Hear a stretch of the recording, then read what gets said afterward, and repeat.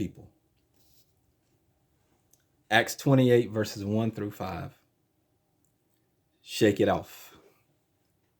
Shake it off. They can hear sometimes some of this stuff that tries to latch on to us. We just need to shake it off.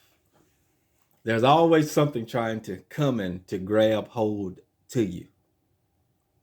I feel like I'm halfway finished already. I believe I done helped somebody. Shake it off. The key word to this subject might be it. Shake it off. My it may not be your it, but shake it off. Whatever that it is.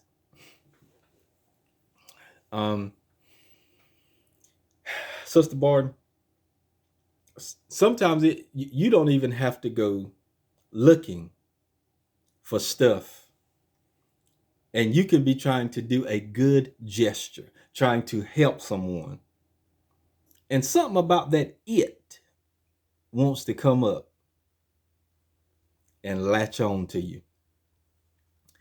Here in Acts chapter 28, if you go back to chapter 27, in these prior chapters, Paul is headed to Rome.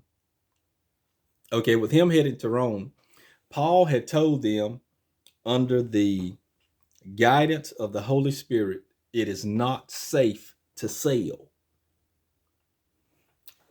They were experienced fishermen, and they were all so used to the seas and the different things like that. So it got calm, and what did they do? They took off, only to get a little ways out, and a storm arose. The storm was so bad, it was a storm like they had never seen before. And so they, after many days of going through the storm, and then Paul tells them, all right, no life is going to be lost on this ship.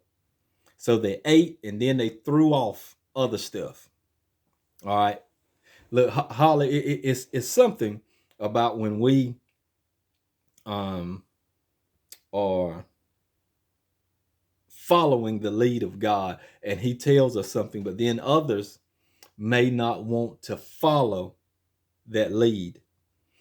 And so Paul says, even though you didn't listen, because I have to get to Rome, no lives are going to be lost. So after they ate, then they started emptying the ship, trying to make the ship light. Reverend Murphy, they were trying to make it light. All right. When they got the ship light, they pulled up anchors, and they said, we're going to have to run this thing aground because we got to get out of this water. And when they ran it on ground, the back part of the ship broke off. And so now you have a problem, because now you're still out in the water. You're not quite where you can get off to land. And so they had ran it up on this little whatever in the midst of the water. Ship breaks on the back part. And so now with the ship breaking, the masters who were in charge of all of the inmates were getting ready to try and start killing the inmates before they escape, because it was their job that they should not let anyone escape off of the ship. Okay, so now Paul says, no, don't do anyone any harm. Jimmy, they said everything will be fine. So then they gave instructions. Everyone that can swim, you swim. There were people on the boat who couldn't swim. All right. So then they said, there's some boards. Get on boards and float to shore. But then there were some who had to just make it on broken pieces. Lord have mercy. Sometimes we just trying to make it on broken pieces.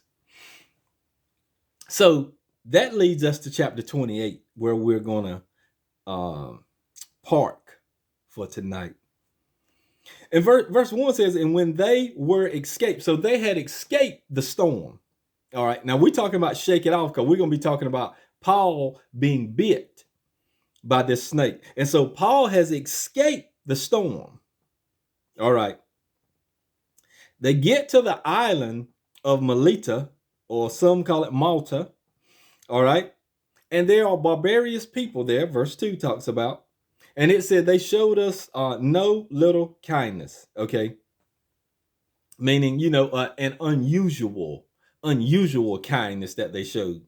And so they kindled a fire for them because it was raining. It was during the cold time of the year. So then Paul is going to try and help.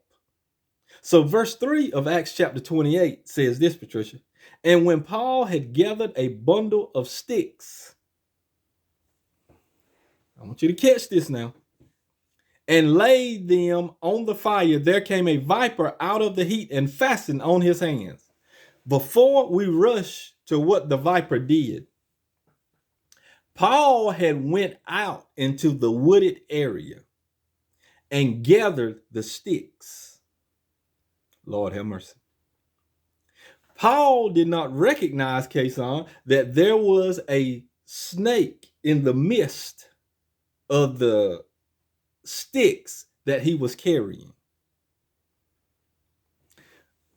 Paul didn't realize that he was carrying the very thing that was going to try and kill him. I tried to tell y'all.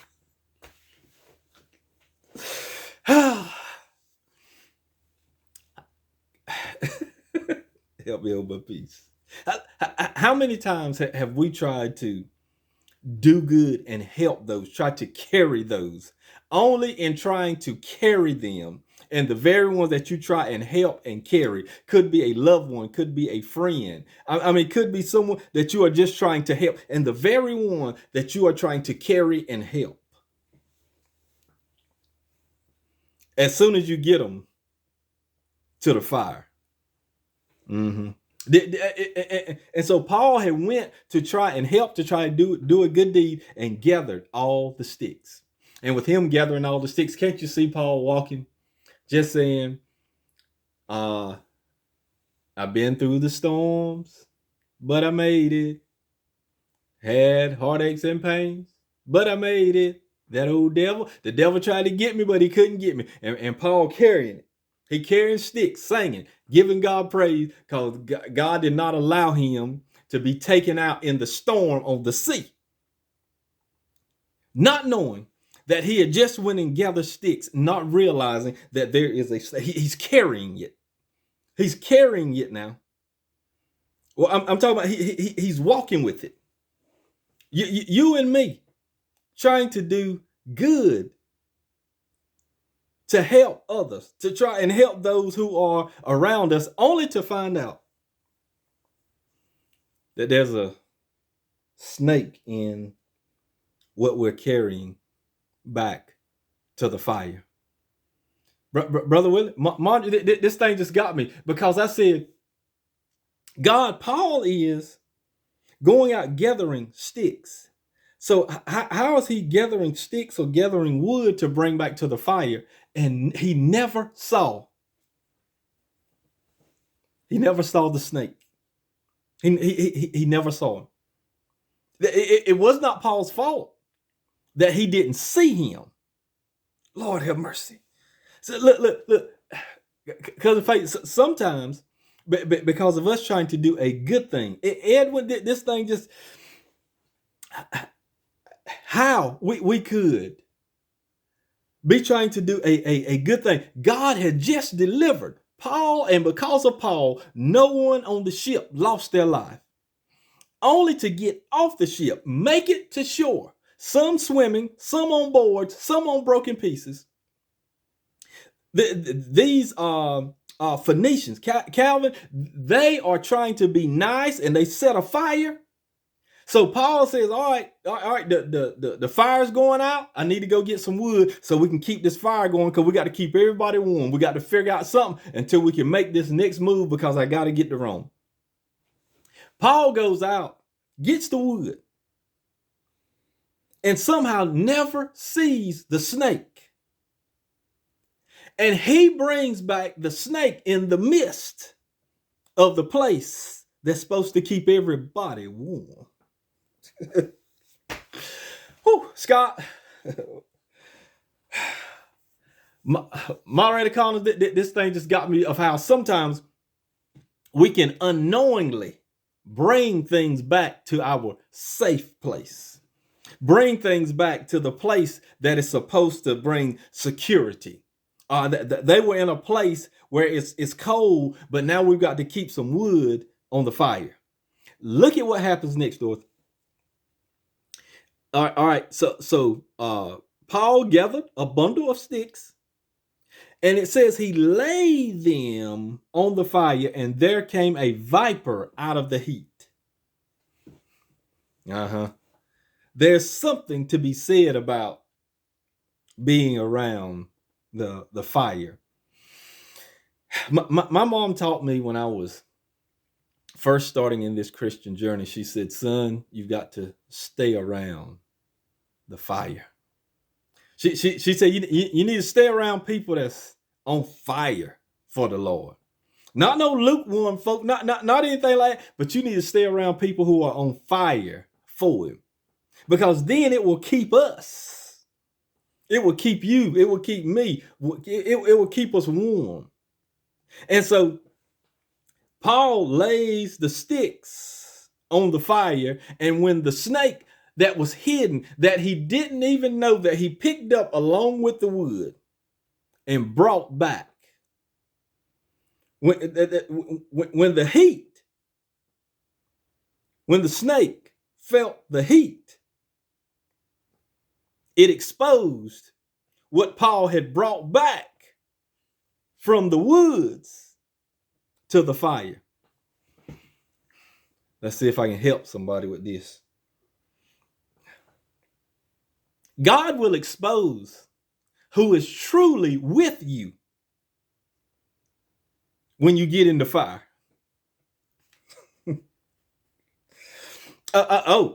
Everybody can say they're with you when everything is going fine. But let it get hot, baby.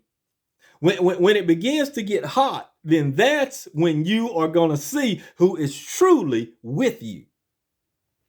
Oh, I'm with you. Oh, I'll go all the way to the end.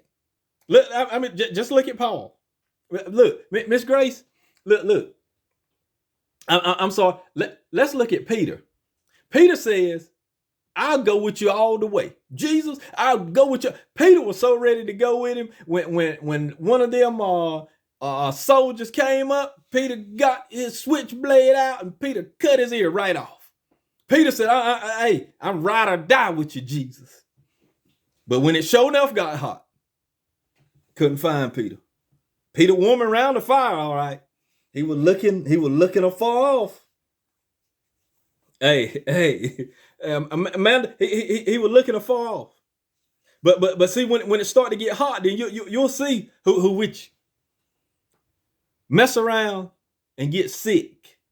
Mess around and lose that job and ain't got that income, or car stay broke down too long and all this kind of stuff. You'll see who is truly with you.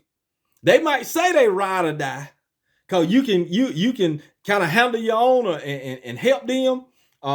Because some people, they only with you because you may be a security blanket if something happens with them. And so since you've been with them, then they feel like if they kind of start to sink, you'll kind of help them stay afloat for a little while. So look, some people you might be carrying back, but you'll find out when it sure enough get tough. When it get hot, that heat will expose every snake. that heat will expose every snake. And Paul brought him back. That's right. So, and look. Hey, Bev, you said it. Because sometimes what it is, it may not necessarily to do us deadly harm, but it may just be that they are in our lives for a season. Look, they may not be permanent. And I do believe this. Sometimes certain things that God has made temporary, we try and make some folk permanent. And where God is trying to carry us, they will hold us back. They are not mature enough to breathe at the altitude that God is trying to take you to. And therefore, you're trying to drag them along anyway. And because you're trying to drag them along, God says, no, they're not ready. They're going to make a mess of it. And so since they're going to make a mess of it, if you don't let them go, you'll stay down there with them. Because see, everybody can't fly with the eagles. So you got different kinds of birds. So you got chickens. Lord have mercy. That stay on the ground. and so, and there's nothing wrong with that. But if God is calling you to a higher place to fly with the eagles, but you want to stay around pecking on the ground with the chickens, sometimes God may let you stay right down there, but you still going to be sticking out like a sore thumb. And so the heat will expose it. And so the heat exposed the snake. Then the snake comes out. But then when the snake comes out, it's interesting. Look at what the snake did. The snake bit the very one that was carrying him. Let me take a minute just to explain a little bit on this, and we're going to get to this next part, and I'm going to try to get y'all out of here in good time, because there's a football game on. I want to watch just a little bit of it, but I had to, when God dropped this thing on me, I said, I got to tell him about it. I got to tell him what you told me. Sometimes we can help people, and just because we help people, some of the same ones that we carried will be the same ones that will turn around and latch on to us and try and cause us harm. This is what we have to safeguard against, because one or two people do that. Be careful that the devil does not use that as ammunition against you, that you don't help anyone else, because you could be cutting your blessing off. God has blessed us to be a blessing. Jesus said, you didn't come and visit me in prison. When I was hungry, you didn't feed me. I went, you didn't clothe me. They said, Jesus, when were you in prison? When were you hungry? He said, if you've done it to the least of these, then you have done it to me. And so we have to safeguard against that we are not getting caught up in the fact that we were taken for a ride. Oh yeah, we loaned them the money. Oh yeah, we let them borrow the car. Oh yeah, we took them here, we took them there. And then we found out that they were really trying to take advantage of us and took us for a ride. But what we have to do is guard our hearts against not putting everyone else in that category that God puts in our path that is in need. God blesses us to be a blessing to others. You're right. That's right, Bill. It is discernment. We have to be able to discern between the two. And sometimes it kind of muddies it up, because we don't know if it's the right thing to do, or because I'm gonna be honest with you. I have had this situation to occur here a little while back, and I didn't do anything because I said, wait a minute, something, it's like red flags were showing up. But then after I didn't do it, then the Holy Ghost convicted me about it. And the opportunity was gone then. And so look, but just because we let one opportunity pass us because we're not sure, it does not mean that we should let all other opportunities just get by and we do nothing, because doing nothing is almost like sin in itself. Okay. The viper came out of the heat and fastened on his hand. So now he's got it on his hand. So now Paul is faced with a situation, with a decision. What do I do? The very thing that I was carrying, I thought I was carrying wood, which I was, but there was something in it that I did not know I was carrying. Look at what the others, because there'll always be spectators. And there'll be spectators, and they'll see what's going on with you. They'll see what you're going through, and you know what they're going to do? They are going to try and see what is your response going to be.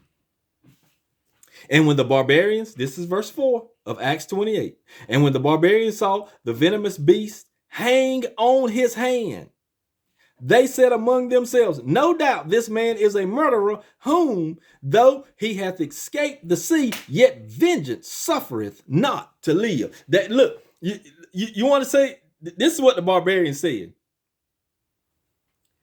The Lord may have let him get away on that ocean, out there on the sea, but now he ain't gonna get away this time, because this is a venomous. Look, this is a.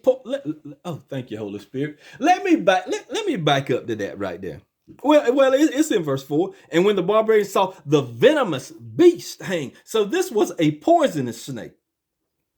Let me tell you something. The very thing, when you are doing what God has called you to do, the very thing, this was a deadly snake. There was no look.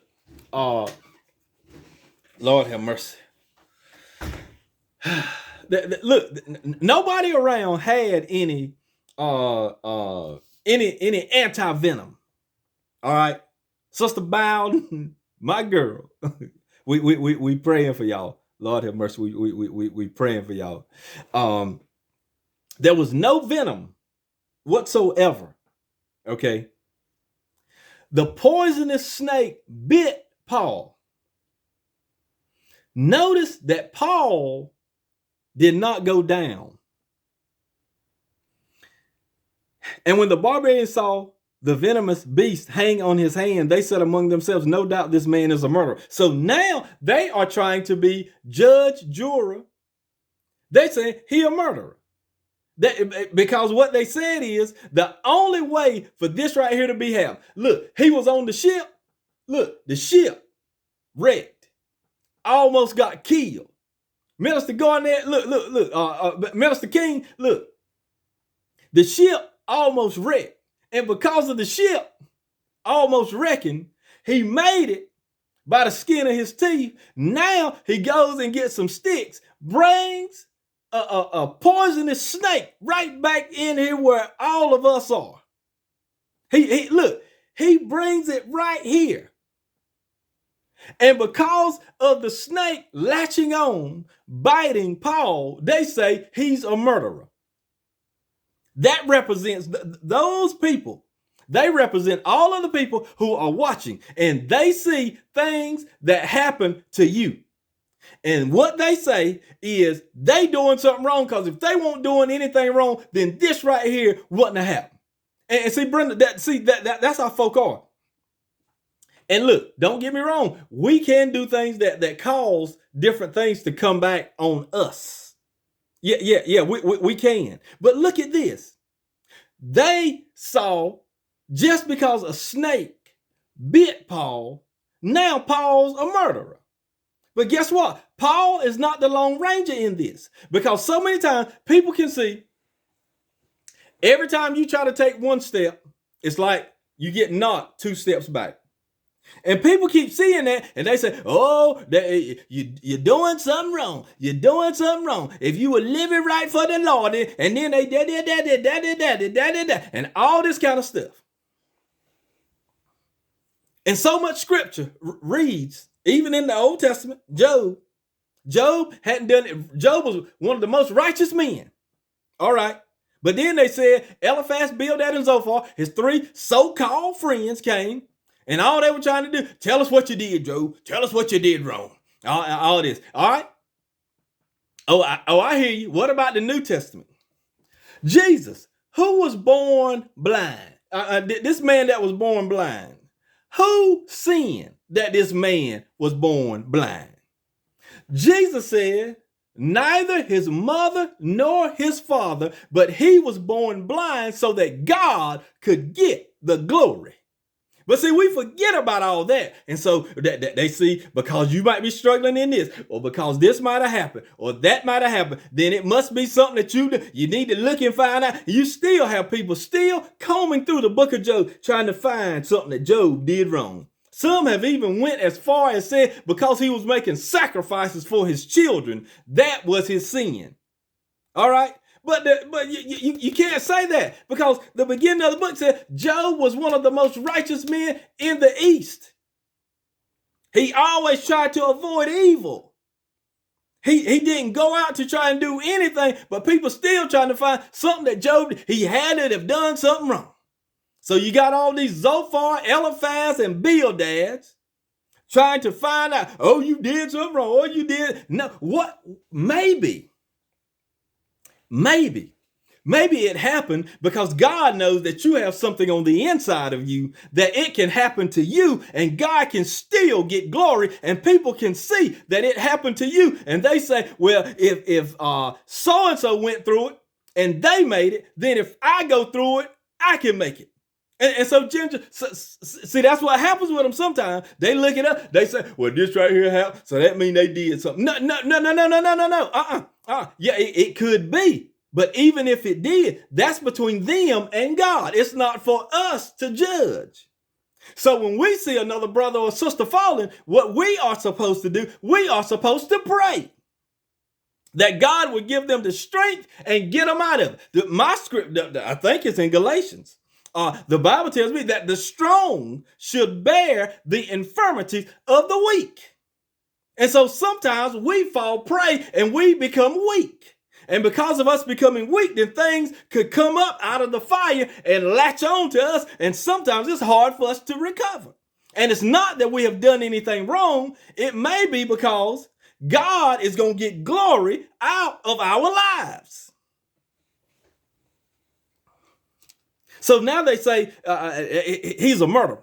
Jennifer, they saying he's a murderer, and he trying to help folk. He is trying to help people. He has brought sticks back to keep the fire going. He did not mean to pick up a poisonous snake. Sometimes bad things just happen to good people. It's just simple as that. We may not know why, but sometimes bad things just happen to good people. And the barbarians saw the venomous beast hang on his hand. They said among themselves, no doubt this man is a murderer, whom though he hath escaped the sea, yet vengeance suffereth not to live. He said payback is coming. He get paid back for whatever he did. He thought he got away, but he didn't get away. That's what they were saying.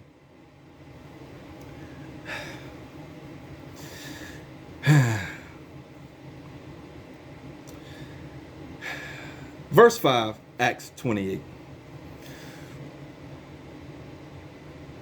And he shook off the beast into the fire. He shook off the beast into the fire. When that venomous snake, that poisonous snake, latched on to Paul's hand,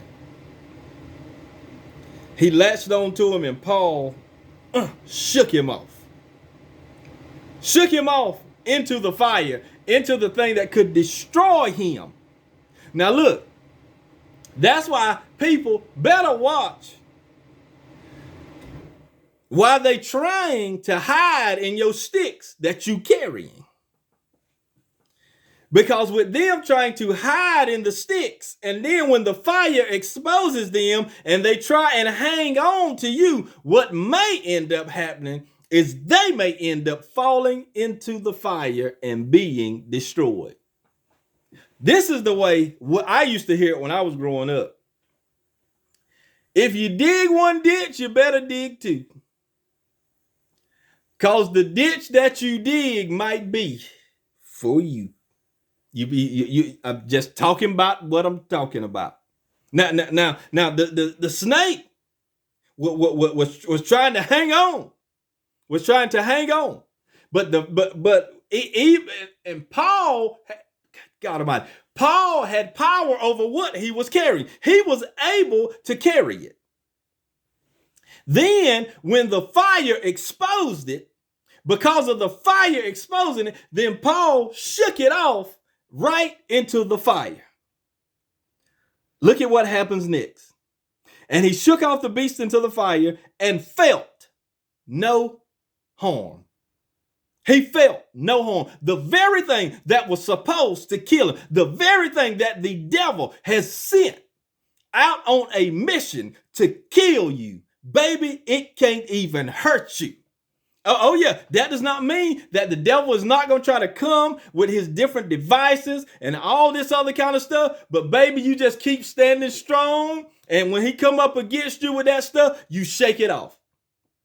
Oh yeah, when disappointment comes your way, shake it off. I'm getting ready to get out of here, Miss Mel. Hey, Lady Harrington, look, shake it off.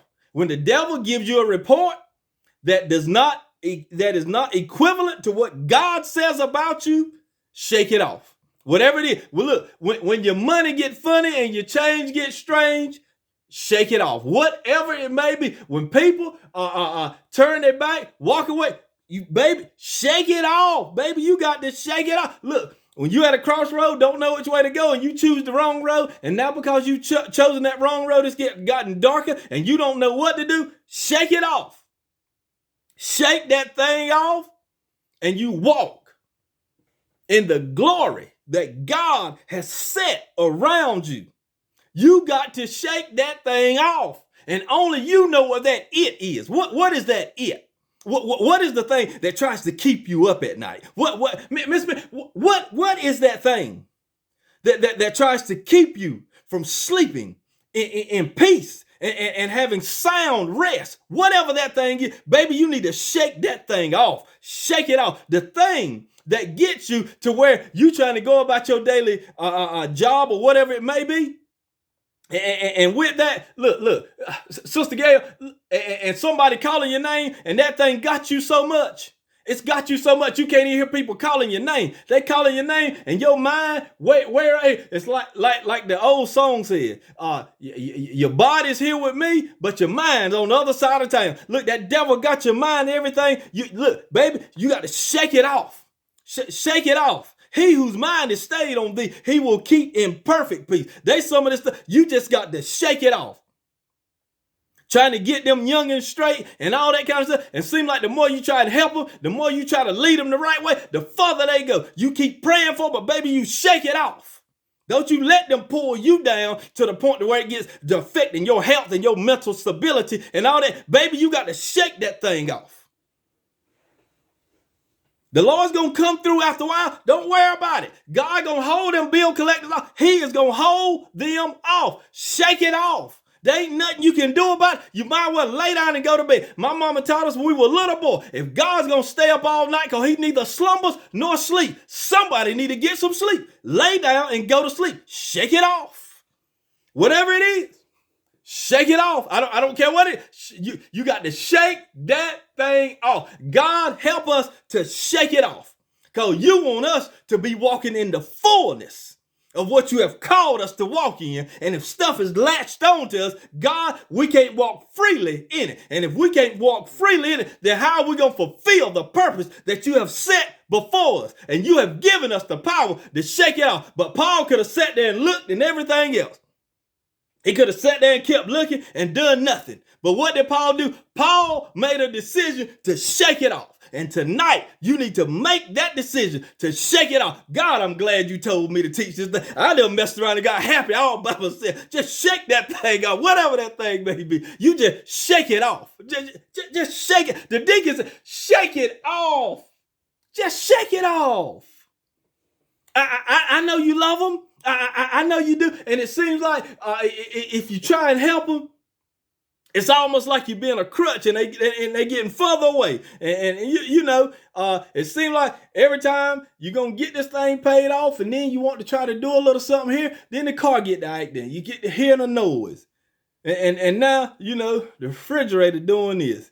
And now they done started then sending them bills right there. It's time to pay property taxes again. I mean, just something right behind. Shake it off, baby. God's got you. God knows. He cares and he loves you. Shake that thing off.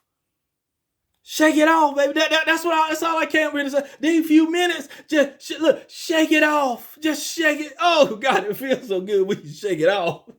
See, that stuff don't even look good on you. See, look, minister going there. Lord have mercy. Look, thank you, Holy Ghost. See, that stuff don't even look good hanging on you. It takes away from who God has called you to be. Shake it off. God, look, God has your future mapped out. But he did not say it was not going to come. The scripture says, think it not strange. When the fire, this is my version, when the trials, think it not strange when the snake comes, when the heat gets close to the sticks that you're holding. Lord have mercy. Holding them children. Holding that loved one, holding that job, trying to hold the finances together. And then I'm talking about you can be trying to hold that thing together. I'm talking about something will jump out and try and take you out. But the blessing in it is, Shane, that it can't take you out. Now, it didn't say that it wouldn't try and take you out, but it cannot take you out. The attempt may be made, but the attempt will not succeed. Just come to tell you tonight to shake it off, whatever that thing is. Whatever it is. Shake it. Just shake it off. If God gave Paul the power to shake a venomous snake that was hanging on his hand, as we say out here in the country, tippy show, he has given us the power to shake this stuff that tries to latch on to us and stop us from getting to our destiny. Shake it off, baby. God has given you the power. But it's up to you. You have to make the decision to shake it off. I just came up here to tell you to shake it off. I do want to leave this with you. Because Bob, look, see, everything is not what it may look like, what it may seem like. No, I ain't gonna do it. I ain't gonna do it. That's gonna lead me into something else. I'm gonna get it though. I'm gonna get it though, because I've been waiting ever since I read, ever since I heard that. Shake it off. My prayer tonight is that you will have sweet rest. That you will wake up totally rested up. That you will never be the way that you were before tonight. That you will be free in him. Whatever we bind on earth shall be bound in heaven. Whatever we loose on earth shall be loosed in heaven. We've got to speak it. And God, we bind up those things that try and latch on and hold us back. And we loose the peace of God, the restness of God upon us, that we may walk through the shadows of death, but God is with us. And because of what is on the inside of us, baby, we can't lose with the stuff that we use. I'm getting out of here. I'm getting out of here. Look, Edwin, there's a football game on tonight. But I'm going to tell you, I don't even know if I'm going to be able to watch it, right? Because all I'm thinking about is just shaking. I don't know. Maybe somebody just need to, I just baby feel. Just, just shake it off. I mean, just shaking stuff off in the spirit. Now, I'm just doing it like this, but I can see it. Stuff falling off in the spirit. Shake it out. They some stuff that's been latched on, and God just sitting there, just saying, I'm just waiting for you. You have the power. You have the authority. Just shake it off. Shake it off. That thing can't hold you no more. It's been holding you too long. Shake it. Shake it off. Shake it off. Pastor Jackson, I'm just trying to help us. When the heat gets hot, stuff comes out of the fire. And even though it latches onto you, shake that thing off. You are not going to lose your mind. God's got you. I just heard that. God has got you. You are not losing your mind. God's got you. Tonight, you shaking that thing off. You shaking that off. And when you shake it off, you're going to be just like the children of Israel at the Red Sea. Moses, when they walked across on dry land, he said, Moses, what you got in your hand? That rod. Look back. Those Egyptians that you see, you will see. No more. Stretch that rod right out. Shake it off. You won't see that anymore. You are not going to lose your mind. You are not going crazy. You are sane. Not insane. You are sane. God has got you. He's got you. He's got that mind. He's got you, baby. You done shook it off now. You just didn't know that you had the power and the authority. Somebody just had to tell you to shake it off. It's just like when you learn how to ride a bicycle with the tricycles on it, and then your mom and your daddy they were holding the back of the seat, and then you were just riding it anyway, but you didn't realize you were riding, and they done let go the seat, and you still ride. You think they still holding on. Baby. You doing this thing. You shake it off. It can't hold you. It can't hold you. Shake it off. Shake it off. God has got you. Look, I'm praying for you. God's got this thing. You have finally walked into the knowledge of it. And when you have gained the knowledge of it, that you do, God has given you the authority and the ability to shake it off. Now, you walk with your head up, with your sound mind that God has given you, because you made the decision on tonight to shake the thing that was trying to grip your mind, to make you feel like you were losing it at times. It's being loosed. Shake it off. Shake it off. I'm going to tell you, I just believe we're going to sleep so good tonight. But God, I'm praying that we don't oversleep. It's going to be sleeping in peace. Woo. Sleeping in sweet peace. Minister, going there, I'm trying. I just, the devil is out. I'm going to say this and I'm going to get out of here. I promise. The devil realizes and he knows that the battleground is our mind. He knows it. He knows it. That's why he tries to infiltrate it and try to get you. Because sometimes you get to thinking weird, crazy things that you know that you shouldn't be thinking. He knows that. But God has got you. God is got. All right, Sharon. I'll take that, Sharon. I'll take it. I'll take it. But God has got you. The devil will try and make you feel like your mind's slipping and all this kind of stuff. He'll try to make you feel that way. Baby. You got this thing. You got it. He done messed around and let it get to your ear. And now it's got in your heart. And now that its seed is planted in good ground, it can't do nothing. You're going to be all right. Let me close this thing up. To God be the glory for all of the wonderful things that he